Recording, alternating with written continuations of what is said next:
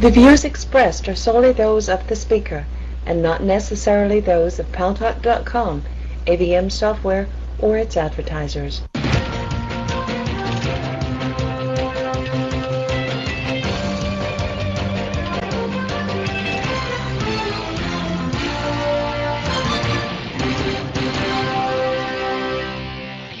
News Talk is online. News Talk Online is a production of Paltalk.com, the largest multimedia interactive program on the internet with more than 4 million unique users on demand on iTunes and on YouTube and on my blog, GaryBaumgarten.com, where you're encouraged to post your comments whether you agree with yours truly or not. And by the way, today I talked about the state of California, a judge sentencing a homeless guy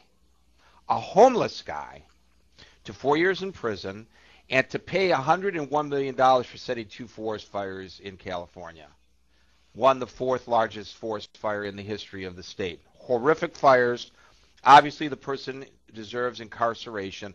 But where's a homeless guy going to come up with $101 million? Come on. I mean, is that a little odd? Anyway, boy, oh boy, a lot of people agreed with me, but there were a lot who disagreed. GaryBaumgarten.com, that's the place to post that. Your comments on that one. And thanks to our good friends at CRN Digital Talk Radio. We're syndicated across the United States into an additional 12 million households. I am your host, Gary Baumgarten. Welcome to the show.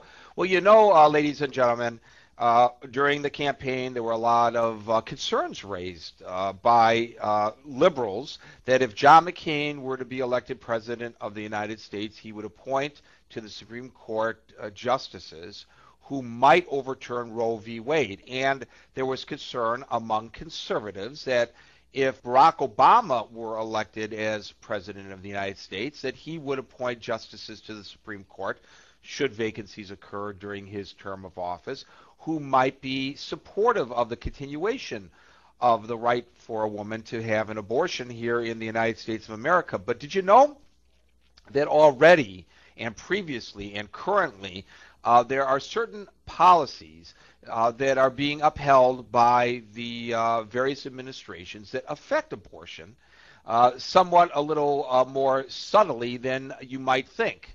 And it has to do with abortion counseling. Consider the plight of a teenager or young adult who finds herself in the unfortunate position of being pregnant and unwed. She goes to a pregnancy center for help. And she finds that it's really not a pregnancy counseling center as advertised, but it's actually an anti-abortion clinic. Not a medical personnel, but a volunteer there, encouraging her to keep the baby and scaring her into believing that if she has an abortion, that there might be an horrific side effect as a result of this. Now, some people believe all is fair, especially if you're trying to save the life of an unborn child. And it's good that when she walks into a center such as this, that she is being so counseled. But others believe that this is unfortunate and deceptive, and that a woman deserves to talk to a medical practitioner who will show her both sides, might encourage her not to have an abortion, but would also perform one if she so desired. Now, how the federal government gets involved in all this has to do with funding overseas of programs, or funding of programs here in the United States that encourage or perform abortions overseas. They don't do it under the Bush administration. That could change under the Obama administration. Well, Ms. Magazine has been on the forefront of reporting on this, and we have two guests with us today. Katherine Spillar, who is the executive editor of Ms. Magazine, who's been reporting about reproductive health clinics and those who claim to be and are not. She is also executive vice president of the Feminist Majority Foundation, where she has coordinated field operations in 3 statewide campaigns for women's rights. And we also have with us Nicolette Tomaszewski. Now, Nicolette is a young woman who was pressured by a local crisis pregnancy center in Tennessee.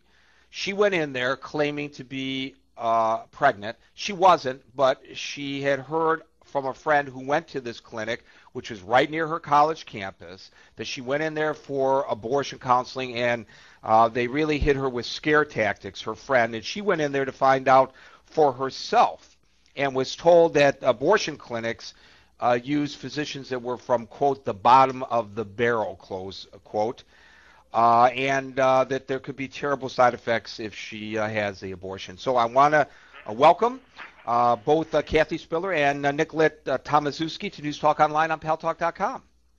Well, thank you. Thank you so much for having us. Well, we're very pleased to have you both here. Let me start with you, Kathy Spillar. Tell me why Ms. Magazine went on this investigative reporting crusade, and what did you exactly find out? Well, we've been following these crisis pregnancy centers, or sometimes they're called pregnancy resource centers. We had reported on an investigation conducted by Congressman Henry Waxman a couple of years ago. He was looking at these pregnancy resource centers that receive federal funding.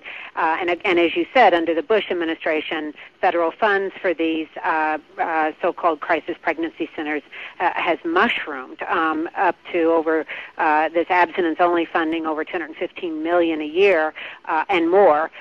So we wanted to take a look at what was happening at these centers, and we'd also recently, the Feminist Majority Foundation over the summer had conducted a survey of college campus health centers at four-year colleges and universities, state schools and private schools across the country, and had found that almost half of these campus health centers included these crisis pregnancy centers on referral lists for students who came to them fearing they might be pregnant or wanting to confirm whether they might be pregnant and seeking reproductive health care, counseling and reproductive health care. So we were very surprised that a health care center on a college campus would include one of these crisis pregnancy centers on its list of referrals.